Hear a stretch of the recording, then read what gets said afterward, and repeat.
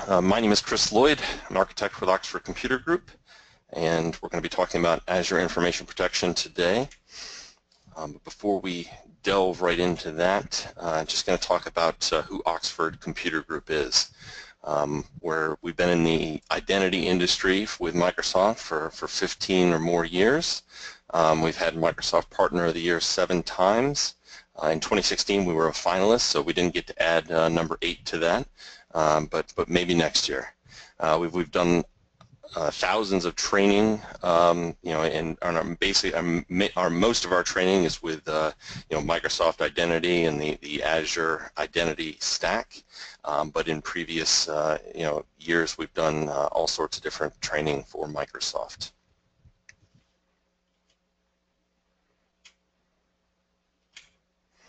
So jumping right into information protection.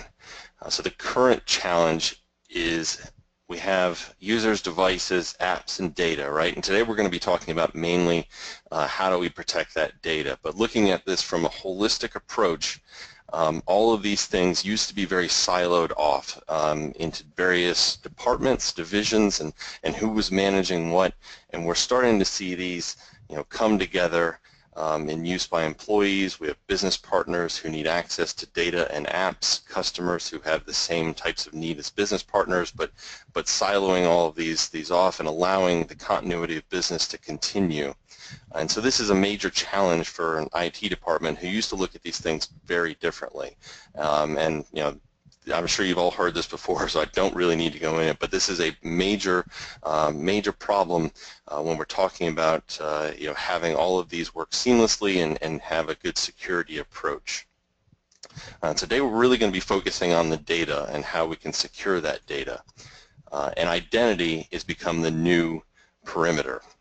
So in my graphic here we have the perimeter as we used to know it, where we would have my internal network and it's secured with firewalls. I've got access, I've got VPNs in, and as we've made it out of that perimeter, multiple holes have been put into that perimeter so we can utilize cloud services, we can share content easier. So that perimeter is really breaking down as we used to know it. And that perimeter is still important. I'm not, in no way am I saying that that perimeter is no longer is null and void. That perimeter is important. BitLocker, all those controls that we used to have. It's just that with the bring your own device challenges, the sharing in the cloud, where we're storing our data, heavily important. And so we have devices, and we're still managing those enterprise devices as we did. We now have bring your own devices, and we have MDMs to help with that. But that brings us to the data. So the data is probably the next logical step where we have to look, because these red bad guys are really going to go after that data. And so data isn't necessarily, and most of the times it's not being saved where you want it to be saved. It can be, people are saving data all over the place. And when they, and even if they're not malicious, they may not treat that content how you would treat it. So data is one of your main assets as a company.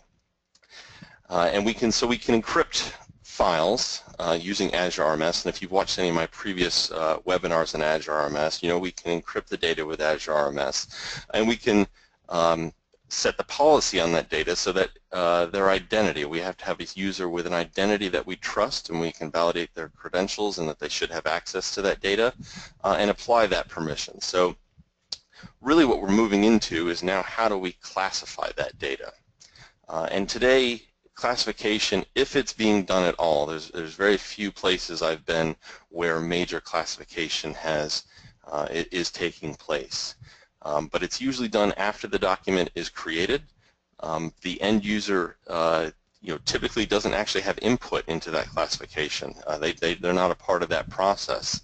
And they may have more knowledge about business continuity that may need to be changed, so they may need to change the type of classification they're going to give that content so that they can maintain business continuity. Additionally, IT leaders and the IT department in general doesn't often know what's sensitive because it hasn't been part of their purview before. So when you're looking at starting a major classification operation, one of the items is, well, who knows what's sensitive in our organization? And it may be multiple people. So each individual department or division might have its own type of data that they think is sensitive to them and sensitive to the organization.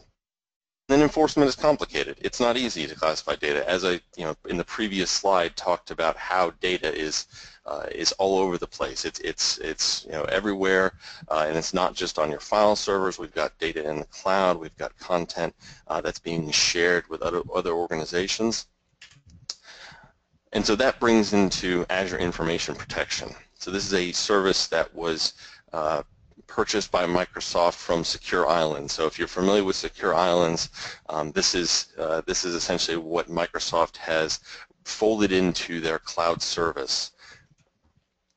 And so it supports the classification labeling of content, and it does this from a client perspective. So in Windows Server, we've had file classification infrastructure, and that has been one of the main Windows offering or Microsoft offerings for classification for a long time before this product. What that did is you had to have that file or that content on a Windows file server that it was constantly combing through and using a variety of different detection methods, whether they're regex or some other types of metadata that you might be looking to classify that content. So the information protection pulls that back and puts it on a client level. So it's actually going to be something we install on the user's desktop. In addition to that, they've tied in Azure RMS to this product so that we can take the encryption and the rights management and pull it into this product and effectively apply that to the correct content. So maybe we want to tie that into a specific type of classification. In addition, I said Azure Rights Management. I know the title of this session was Supercharge Azure Rights Management with Information Protection. But this is actually also planned to work with on-premise AD RMS. So if you have AD RMS, you're not left out in the cold. This will work with it. And it, this whole product is still in preview, and I think that one even has a little asterisk by it saying it's in additional preview, which must be double secret preview. But it's there, and I know they have plans for it. And then we have tracking and reporting on all this content that's being classified, and that's basically being done by the Azure RMS service. So if content is protected or opened or used, it's all being tracked using the Azure RMS logs.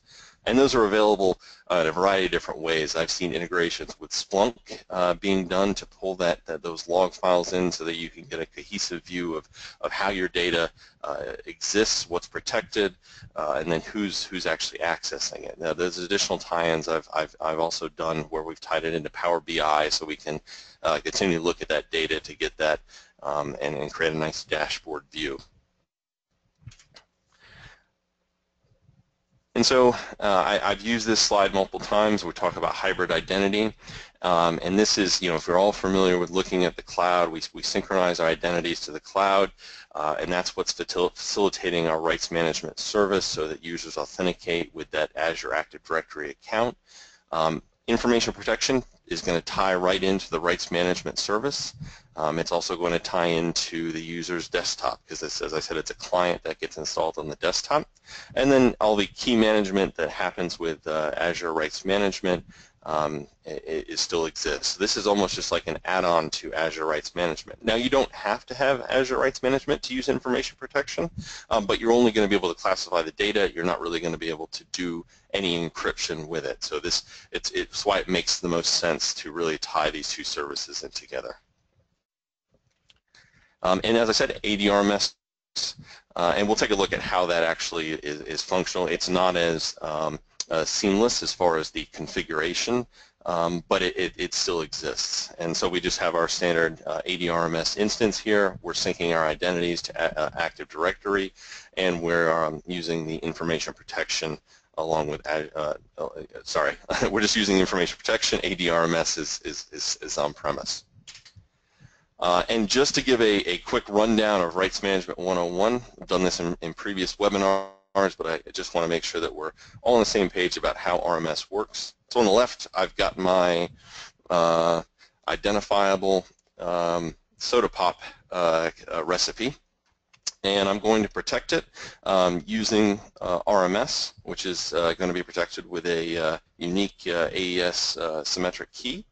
On top of that, I'm going to also add in the usage rights. These are going to be defined if you're using Azure RMS. These are defined in the cloud as far as templates. They could also be ad hoc permissions, which basically specify the users that would have access. But templates are how we would normally do this, for internal content. And then when a user decides to unprotect the document, the first thing that's checked is that they're authenticated. So they have to authenticate to the RMS service, whether that's Azure or AD RMS. And then that content is unprotected, and the usage rights are applied by the application that's opening them. So if you're opening a Word document, Word is coded in such a way that realizes that the protections on this document should not allow this user to print, and therefore hold the user restricted from that action. So for Azure Information Protection, the current Office subscriptions are E3 through E5 that are able to use Azure Information Protection.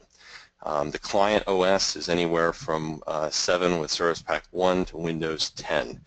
There's no, during the preview there is no Mac support, and they haven't done anything with the mobile application. So we are currently just looking at the Windows operating system, but having said that, that is a Windows has a massive footprint in our environment. So just by tackling Windows, it's a pretty big deal. The other applications and the other OS, I'm sure are on their roadmap. In fact, I know they're on their roadmap. But during the preview, it's just going to be for Windows. The Office applications that work with this product are 2010 through 2016. And then we've also been promised that general availability features will include PDF support, video, and picture support. So I'm going to jump right into a demo. Hopefully I didn't put anybody to sleep with my slides. So I'm going to pull up my, actually starting back, well, I'll start here. This makes the most sense right now. So from a client perspective, there is an installer that gets installed on the workstation. This can be pushed out to the workstation. When the user is authenticated in Office, they will be able to see the information protection bar here. This allows them to classify the data depending on its content, and this is for a user initiated. So if I'm making a document, I could select personal.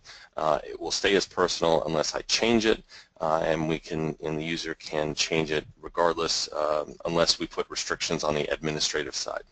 Additionally, there's some tooltips that can be configured from the cloud perspective, where we can, if the user hovers over the sensitivity bar, it can kind of explain what's going on here to lessen the impact of what just got added to my Office application here.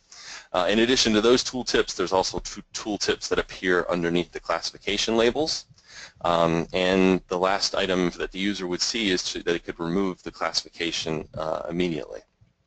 Just like that. So that's in a nutshell what the end user is presented with from the classification perspective, and that's what they'll see. They can turn the bar off. They can turn it off here, and then they have this blue protect icon there to bring it back in. So jumping back into the Azure portal here, and this is in the new Azure portal. This is all the administrative sections. Oops, I think I have a question. I don't want to lose anybody's question. Yes, sorry. There will be a recording of this session later on. So this is an administrative session, or administrative portal for Azure Information Protection. So we can have the title that corresponds to that sensitivity icon there, or label there, and then the corresponding tooltip is right beneath it. So totally customizable, and these, if you're familiar with Exchange tooltips and how fast those push out, these are much faster. This client is talking with the cloud at a much increased rate than Outlook would talk to an Exchange server. One thing to note here is when you make changes to any of these items, you can save it, but that doesn't immediately publish it out to the client. So you can make all sorts of changes in here and build this out, and then when you're ready, you can push the publish button, which sends all of those same saved changes out to the cloud, which is a nice feature rather than updating one thing, having it being pushed out to clients, and then you're going to do some more work, and maybe you've got distracted by somebody doing something else. You've got to go fix some problem, and you come back to this, and your users are left with a constantly changing bar while you're trying to configure or change some things in here. So that's a nice feature to get a consistent push out to your client users. And then we have the labels. And so default, it comes with, oops, I think I'm on the wrong subscription here, or the wrong Active Directory. I was missing one. So those labels, just let me get back into it. So many things.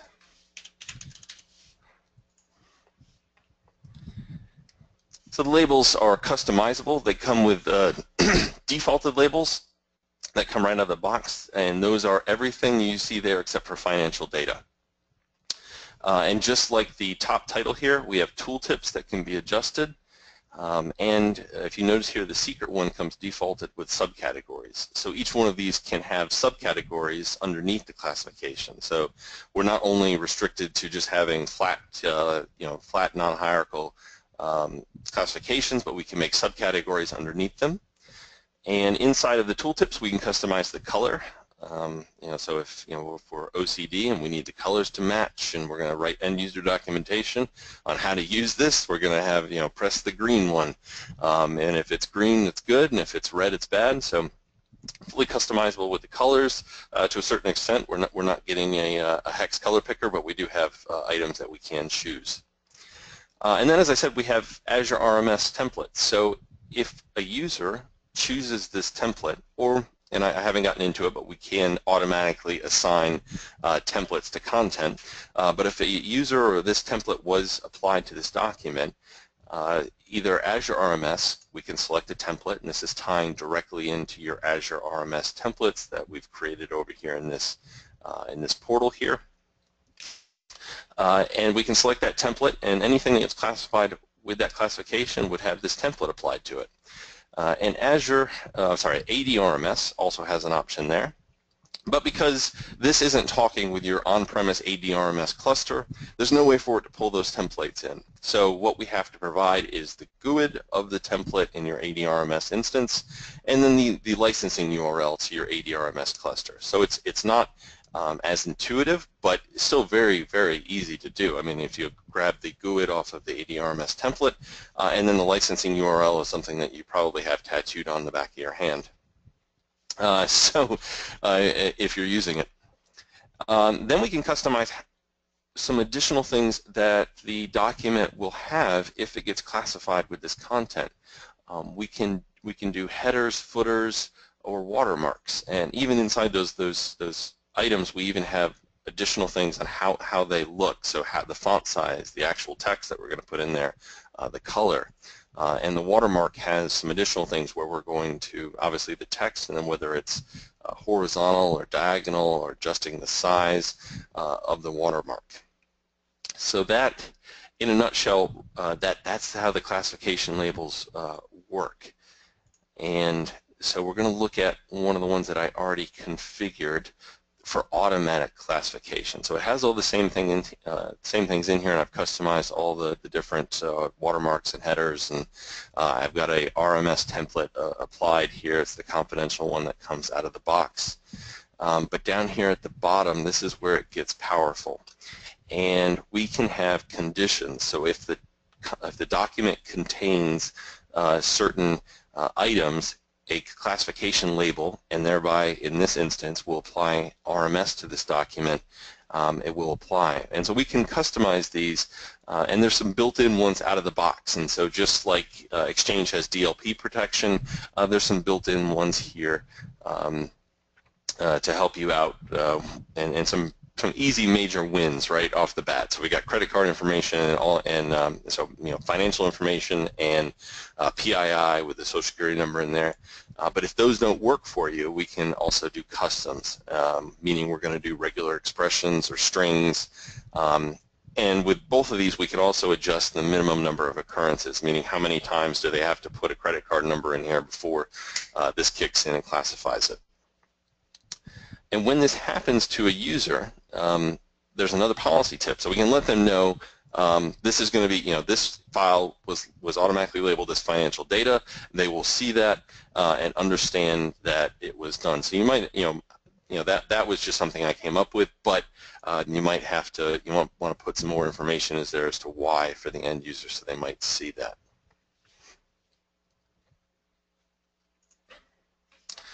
So the last section, and we'll play with this in a little bit in my demos, but we can force the users to classify the content. So by specifying that all documents and emails must have a label applied either automatically or by the user, we can specify that it must have a label. So when a user, if it's not automatically applied, the user will be presented a message when they try to save the document or send the email.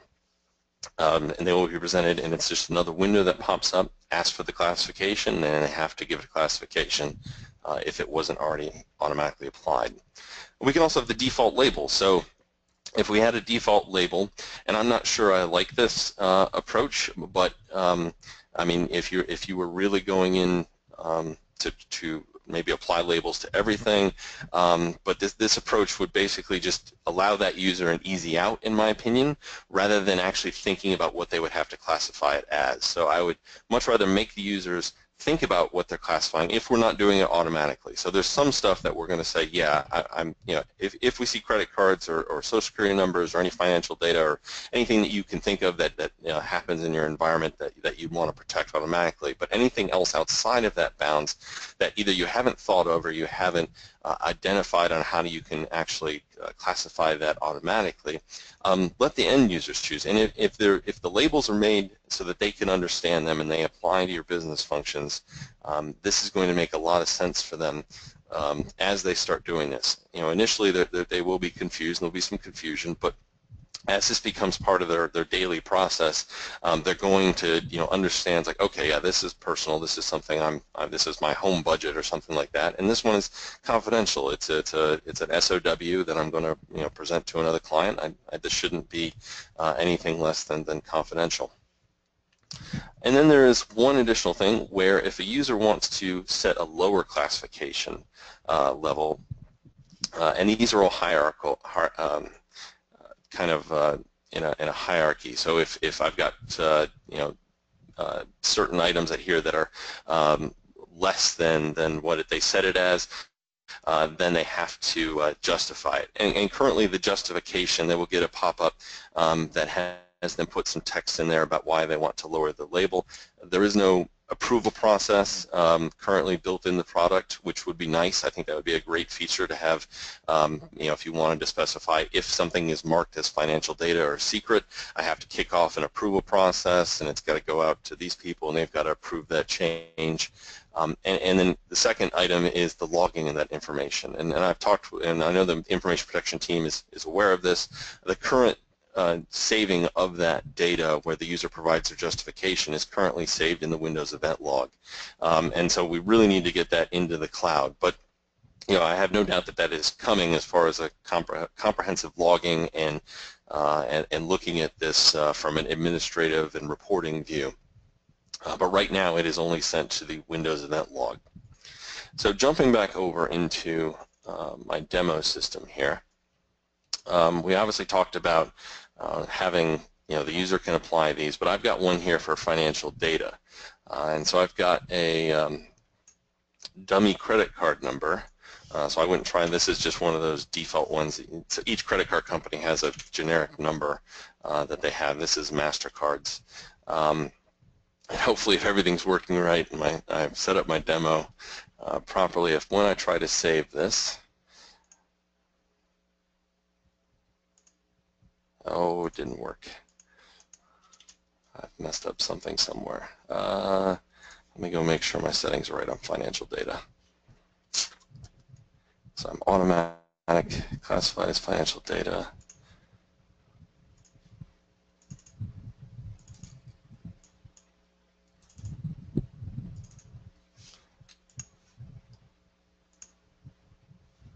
Okay, let me try and see if Exchange is going to be more friendly with that.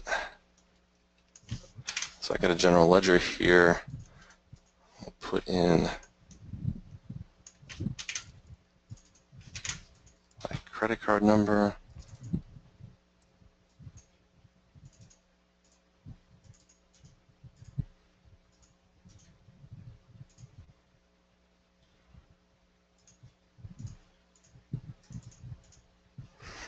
And save.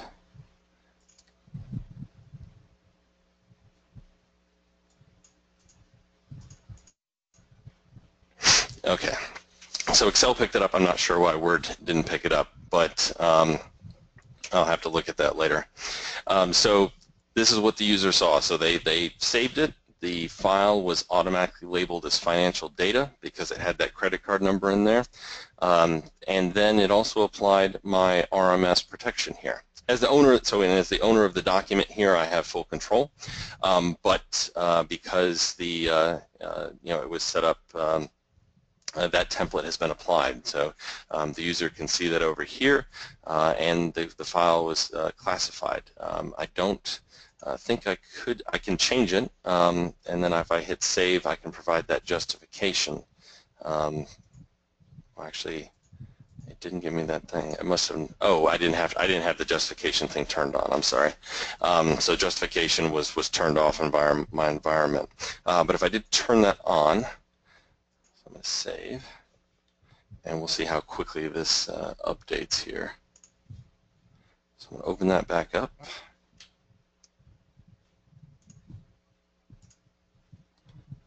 Still has financial data on it. If I then want to make it, say this is my personal budget, and I hit save, and I've beat the system already. I'm not going to wait for that, but once it receives the new policy from the cloud, there would be a box up there to actively ask that user for their justification why they're lowering it. So we've got the automatic classification. This also applies in Outlook as well. So it's the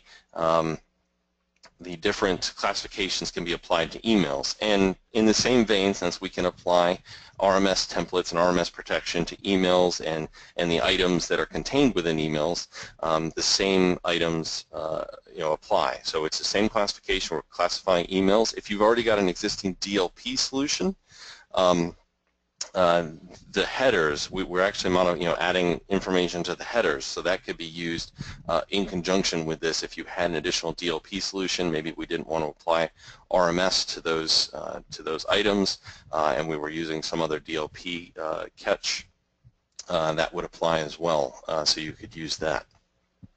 So that, in a nutshell, is Azure RMS Information Protection. Sorry, it's just not worth it for me to wait for that to show you the changes, but this is still in preview. It's very easy to set up, and in fact, if you were going to go install this in your environments, whether or not if you have a lab or if you want to do it in your production environments, or the users won't notice anything different until they install the client on their workstation. So as far as getting out there and deploying this and playing around with it, you can totally just turn this on, enable it, and then you can just have some dummy workstations or test workstations that you're out there and really tooling around with it and figuring out how to make it apply in your environment. And so from a holistic approach of all the Microsoft products that currently exist that are focused on data protection, we looked at how rights management in previous webinars that I've done. We've really gone deep into that.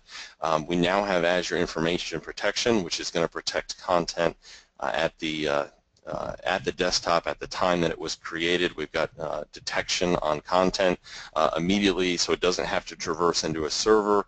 And then in addition to that, we have now Cloud App Security, which allows us to look at different SaaS applications and the content that is contained inside of those SaaS applications.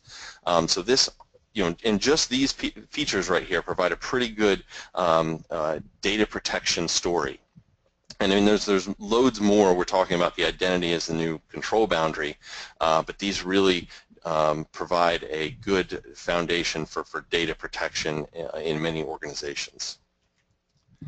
That concludes my webinar. Just as a heads up, some upcoming webinars. We've got Azure B2C and B2B on the 13th of October. And then we've got a new MIM service pack coming out, and that webinar was going to be done by James Cowling on the 20th of October. That's very interesting. Cross-browser support is coming to the MIM portal. After many years of asking for it, we're going to get it. And then the last one is the EdFi Alliance, which is dealing with K1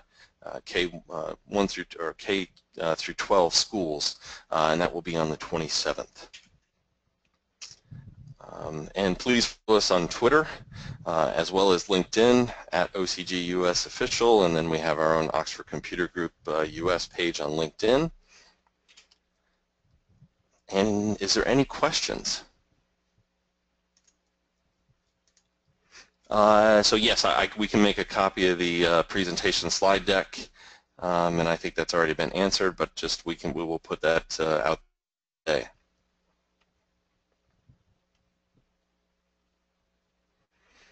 All right, if there's no additional questions, I appreciate your attendance and hope everybody has a good rest of the week and a good weekend.